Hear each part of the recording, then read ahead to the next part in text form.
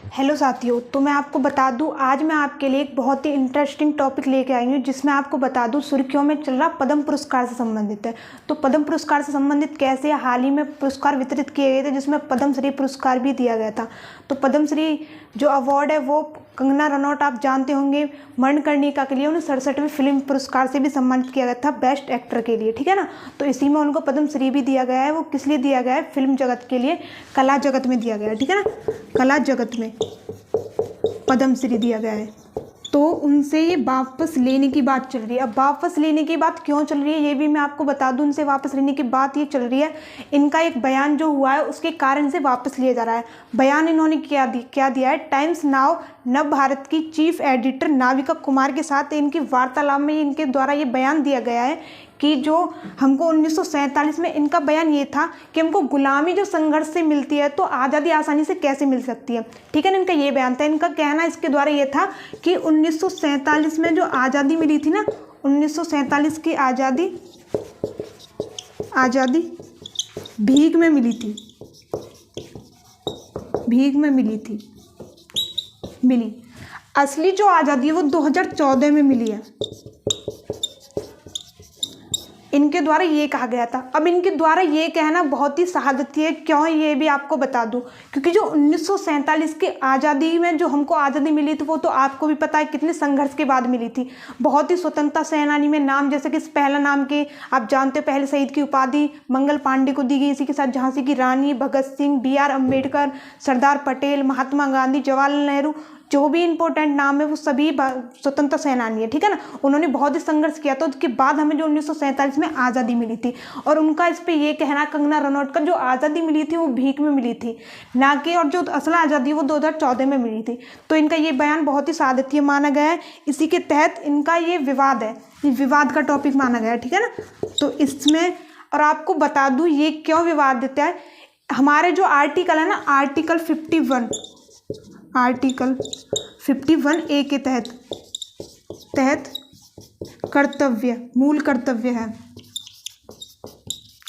कर्तव्य। Article 51A के तहत हमारा ये मूल कर्तव्य है भारतीय नागरिक होने के कारण कि हम जो भी हमारा, चाहे वो नेशनल एंथम हो, राष्ट्रीय गान या राष्ट्रीय ध्वज या जो भी राष्ट्रीय स्वतंत्रता सेनानी अब तक रहे हैं उनके बारे में कुछ भी गलत कहना हमारे लिए बहुत ही गलत माना गया है। हमें उनको प्रोत्साहन देना चाहिए, ये हमारा मौलिक कर्तव्य है, ठीक है ना। आर्टिकल 51A के तहत हमारा ये तहत, ठीक है। तो मूल कर्तव्य, इसके तहत हमें उनको प्रोत्साहन करना चाहिए, ठीक है ना कि उनके बारे में गलत कहना चाहिए। तो उन्होंने ये बयान दिया, ये बहुत ही शहादतिया माना गया है, ठीक है ना। तो और आपको बता दूं, ये अब सवाल आपके लिए क्या उठते हैं? सवाल दो उठते हैं, ठीक है। सवाल क्या हो सकते हैं? पहला हो सकता है पद्म पुरस्कार वापस लिया जा सकता है नहीं, पद्मश्री वापस ले सकते हैं या नहीं, वापस ले सकते हैं या नहीं, ठीक है। पहला सवाल तो ये उठता है आपके लिए कि पद्म पुरस्कार वापस लिया जा सकता है, नहीं लिया जा सकता। और सेकंड जो है वो क्या उठता है कि इन पे केस दर्ज हो सकता है नहीं, इन पे केस हो सकता है या नहीं। ये क्यों हो सकता है? क्योंकि उनके द्वारा ये बयान दिया गया था कि मैंने जो ये बयान दिया इसके बाद मुझ पे बहुत सारे केस भी होंगे, 10 केस भी दर्ज हो सकते हैं। उनका ये खुद का बयान दिया गया था, ठीक है ना। तो इसके द्वारा हमारे दो सवाल उठते हैं। पहला सवाल तो उठता है कि पद्म पुरस्कार वापस लिया जा सकता है नहीं, दूसरा उठता है कि उन पे केस हो सकता है नहीं। तो आपको बता दूं, जो है अभी तक भारत के जगत में जो भी है, अब तक भारत के इतिहास में किसी से पद्म पुरस्कार वापस नहीं लिया गया है। पहला तो आपको ये बता दूं। पर जो अब आपको बता दूं, ये लिया जा सकता है नहीं लिया जा सकता, ये जो है डिसाइड करेगा गृह मंत्रालय कि लिया जा सकता है नहीं लिया जा सकता। ये डिसाइड करना हमारा काम नहीं है, ठीक है। और सेकंड जो है केस दर्ज हो सकता है नहीं हो सकता, वो मैं आपको बता दूं। और ये जो है आपको बता दूं, एक बिल आया था 2019 में, उसमें लिखा हुआ है 2019 के बिल में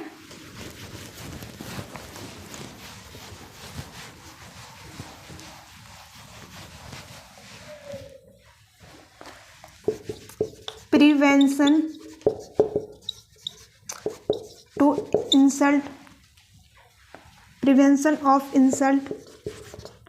ऑफ इंसल्ट टू द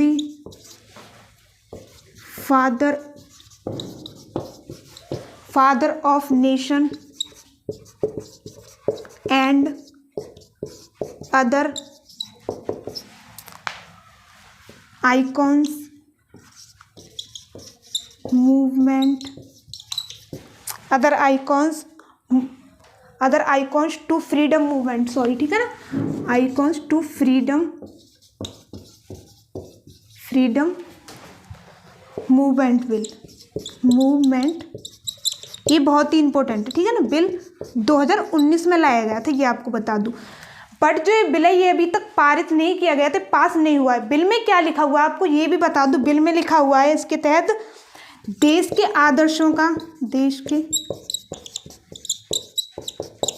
आदर्शों का अपमान करने पर 7 साल की सजा का प्रावधान है। 7 साल की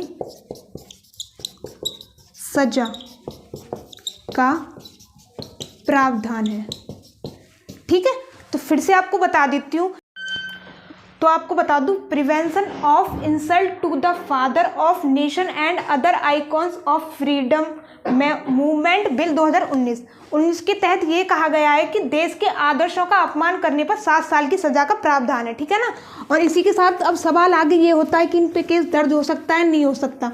तो आपको बता दूं, इन पे विपक्ष की पार्टी जो है वो सवाल उठा रही है, विद्रोह कर रही है। तो इसी में एक नाम आता है प्रीति शर्मा मैनन,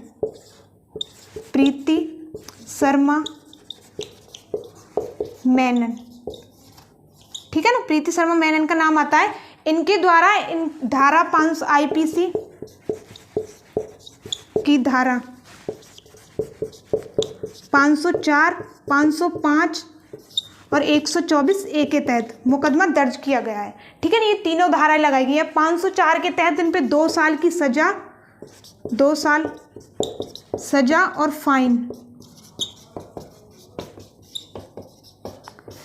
और इसके तहत 3 साल की सजा, इसके तहत भी 3 साल की सजा। तो इन पे तीनों धाराएं लगाई गई हैं। और आपको ये भी बता देती हूँ, 504 के तहत ये लिखा हुआ है कि कोई भी इंटरनेशनलिटी इंसल्ट होने पर 2 साल की सजा का प्रावधान और फाइन भी है साथ में। इसी के साथ 505 में लिखा है कोई भी हमारा सोल्जर या पुलिस किसी के बारे में कोई गलत कहा जाता है, गलत ना होने पे तो 3 साल की सजा का प्रावधान है। इसी के साथ 124 है, जिसे देशद्रोह के धारा के नाम से भी जानते हैं, देशद्रोह की धारा के नाम पे काम करती है। इसमें भी 3 साल का प्रावधान है। इसके तहत देश की बेइज्जती करने पे या किसी नेशनल फ्लैग या इनके बारे में बेइज्जती करने पे 3 साल की सजा का प्रावधान है, ठीक है। तो अब सवाल आगे ये रह गई कि इस पे केस हो सकता है, नहीं हो सकता। तो केस करना हमारा काम नहीं है, वो आगे कोर्ट का फैसला है कि वो इस धारा के तहत अगर ये सच साबित होती है तो इन पे केस हो सकता है दर्ज। और आप ये बता दिया पद्मश्री वापस लिया जाएगा नहीं लिया जाएगा, तो गृह मंत्रालय का काम है, वो उस पर विचार चल रहा है, ठीक है ना।